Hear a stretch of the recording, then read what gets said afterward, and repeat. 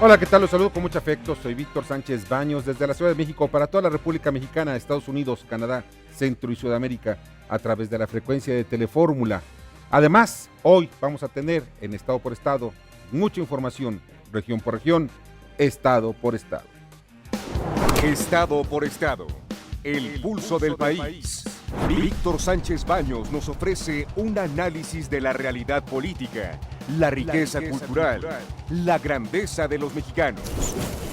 Estado por estado. El pulso del país. En el transcurso de esta semana hemos estado observando noticias intensas de lo que ocurre alrededor del Sindicato Nacional de Trabajadores de la Educación, el sindicato más importante por el número de militantes en toda América Latina. Este sindicato pues sufre precisamente de dos problemas graves: corrupción, una enorme corrupción, y el otro de liderazgos vitalicios, como ocurre en varias regiones del país y en varios sindicatos. Esto llevó a Elbester Gordillo precisamente a la cárcel. Manejos turbios por más de 2.500 millones de pesos. Se estima que esa es una cantidad menor porque podría llegar a muchísimo más, muchísimo dinero. Estamos hablando de que quizá podríamos hablar de alrededor de 2.000 o 2.500 millones de dólares. Es una cantidad realmente espectacular. Elbester Gordillo cae precisamente de la gloria después de ser uno de los alfiles de cada uno de los sistemas políticos de este país. Lo fue con Carlos Salinas de Gortari, con Ernesto Zedillo, después con Vicente Fox, quien le da incluso posiciones importantes en el gobierno como el ISSSTE y en la Lotería Nacional, entre otras posiciones. Claro está, así como el mismo sistema de inteligencia política que tenía la Secretaría de Gobernación, que tiene la Secretaría de Gobernación. Bueno, estas otras posiciones las mantiene también el sexenio de Felipe Calderón Hinojosa. Todo por la entrega de posiciones, precisamente posiciones políticas y el cuidado de las urnas para el Partido Acción Nacional durante las elecciones del 2006. De esa manera, los maestros son los que cuidaron de que pues se tomaran muchos de los votos a favor de Felipe Calderón Hinojosa. Es un asunto de estrategia y mapachería política. Ahora, con el PRI, pues trató de vender su amor, pero parece ser que no se lo compraron. Bueno, de esto y más vamos a estar hablando el día de hoy en Estado por Estado, y le agradezco muchísimo que se encuentre con nosotros el profesor Pedro Hernández Morales, quien es el secretario de organización de la sección 9 democrática de la CENTE, de la Coordinadora Nacional de Trabajadores de la Educación. Hola, ¿qué tal? ¿Cómo estás? Mucho gusto de estar con ustedes. El tema, bueno, ya está Elbester en la cárcel. ¿Qué es lo que viene? ¿Cuáles son las posturas que va a tomar la CENTE precisamente ante la detención y pues el juicio que se va a llevar en contra de Elbester Gordillo? Bueno, primero señalar que hemos padecido este cacicazgo 24 años. Yo comentaba, tengo 28 años de servicio como profesor de primaria. Prácticamente toda mi vida laboral ha sido bajo una serie de anomalías en el sindicato, que efectivamente es el sindicato más grande, más fuerte, y que precisamente Elbester utilizó para no solo negocios, sino también para hacer política, la creación del propio PANAL.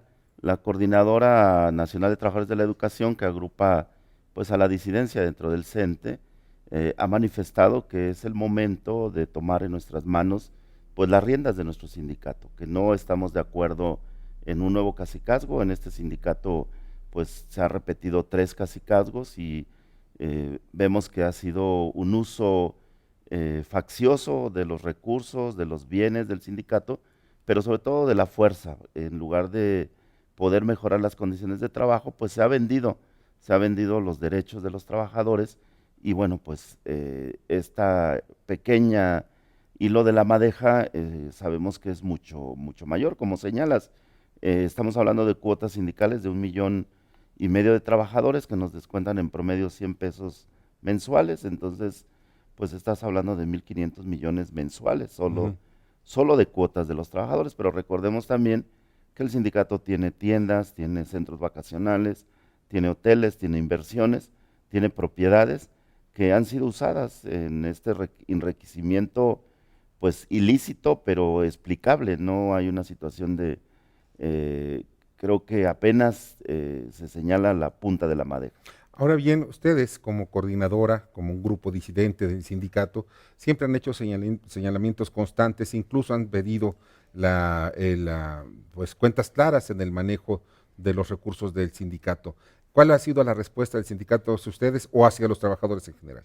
Sí, por ejemplo, yo del 89 al 92 fui secretario de Finanzas de la sección 9, que agrupa a 58,000 maestros de aquí de la Ciudad de México, de primaria, preescolar y secundaria, y recibíamos en aquel momento que había alguna relación institucional con el Comité Ejecutivo Nacional, que ya encabezaba el Bester Gordillo, recibíamos 30 millones de pesos, en ese momento representaba el 9% de las cuotas que aportábamos, y el 90% iba pues a las arcas del sindicato y más bien a los bolsillos del Bester.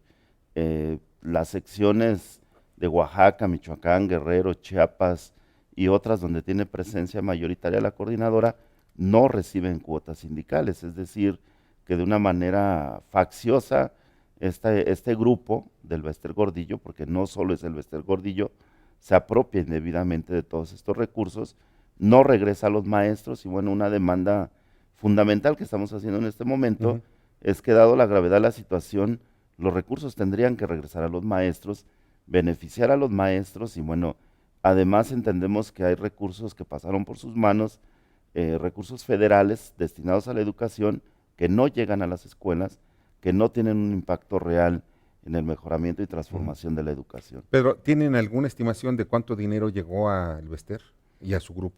Sí, yo creo que la cifra que hablas de 2,000 millones de dólares sería la mayor parte, pero además pues está documentado que hubo programas como Enciclomedia que pasaron por sus manos, dotación de computadoras para los docentes que llegaron solo a algunos docentes, programas de vivienda que recibió este asunto reciente que se denunció de Romero Deschamps, de un préstamo o un autopréstamo de 500 millones, sería algo mínimo a comparación de lo que maneja el CENTE.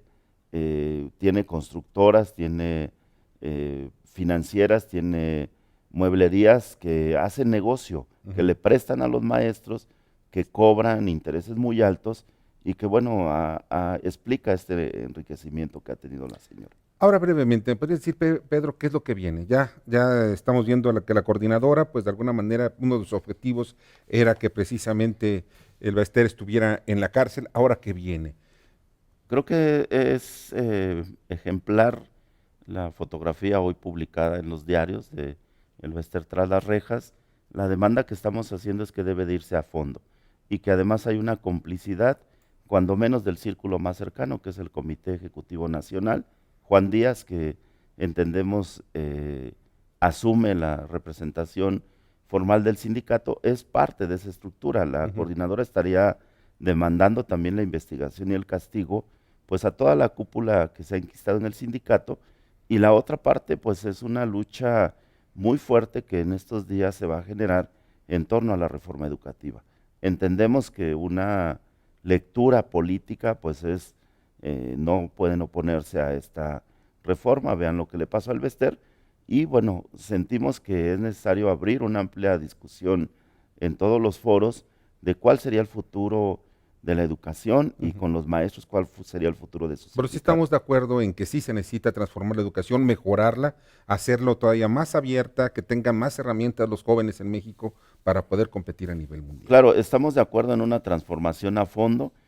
Consideramos que esta reforma no toca aspectos fundamentales como es la formación, la actualización de los docentes. Por el contrario, solo se fija en una parte de evaluar a los docentes para decir quiénes son los malos docentes y quiénes son los buenos, quiénes deben de permanecer, quiénes deben de salir. Nosotros decimos que así como trabajamos con nuestros alumnos, primero seguimos procesos de aprendizaje y luego evaluamos para mejorar y para transformar la educación. Lo que estamos planteando es una profunda revisión de las últimas reformas y sobre todo pues necesitamos los recursos en las escuelas. Tenemos escuelas de palitos, decimos, porque prácticamente son escuelas que no tienen edificio escolar. Pedro, pues te agradezco infinitamente que hayas estado con nosotros. Pues muchas gracias, y tendremos una movilización el próximo 4 y 5 y pues es contra la reforma. ¿Hábiles? Son días hábiles. Pues ojalá que lo hagan por fin de semana, sabes, sí, que por los niños, ¿no? Y hemos estado haciendo actividades también con nuestros alumnos. Vamos a tener jornadas pedagógicas en el Zócalo y en distintas plazas del país. Bueno, que todo esto sea para bien, Claro. para bien de los jóvenes que están estudiando y para bien del país. Pedro, te agradezco infinito. Muchas gracias. El profesor Pedro Hernández Morales, quien es secretario de organización de la sección 9 democrática de la CENTE. Vamos a unos mensajes y regresamos. Quédense con nosotros en Estado por Estado, la información más precisa, región por región, Estado por Estado. Estado por estado. El pulso del país continúa con Víctor Sánchez Baños.